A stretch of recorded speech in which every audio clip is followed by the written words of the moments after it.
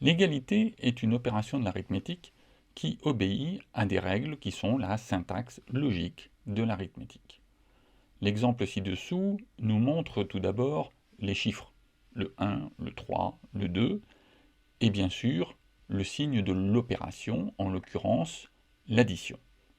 Et puis bien évidemment, le sens de la lecture qui ne peut pas être oublié et qui permet d'effectuer la dernière opération, la sommation, qui va nous permettre d'aboutir au résultat.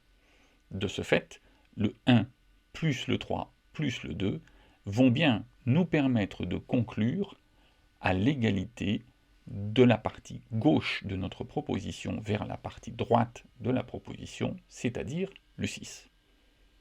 Toutefois, les deux propositions ne sont jamais radicalement égales, sinon nous n'aurions qu'une tautologie.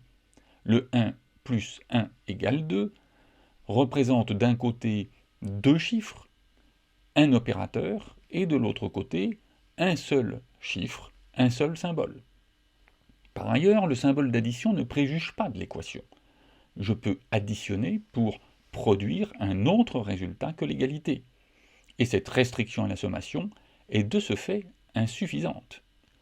Les trois exemples ci-dessous nous montrent que l'opération permet d'induire une supériorité, une infériorité ou une différence, qui nous permettent de tirer d'autres enseignements quant à l'addition effectuée du côté gauche.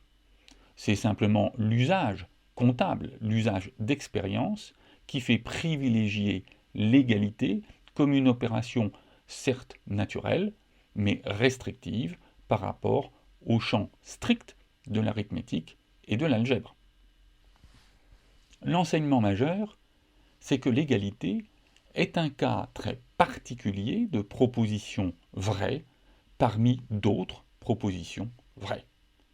Ce qui signifie que l'usage de l'égalité dans les autres sciences, la physique, la chimie, mais bien évidemment les sciences humaines, le droit, les sciences politiques, serait quelque peu abusif si ce principe d'égalité devenait le dogme de l'égalité, car sur le strict plan logique et arithmétique, cette proposition n'est pas la seule qui puisse exister.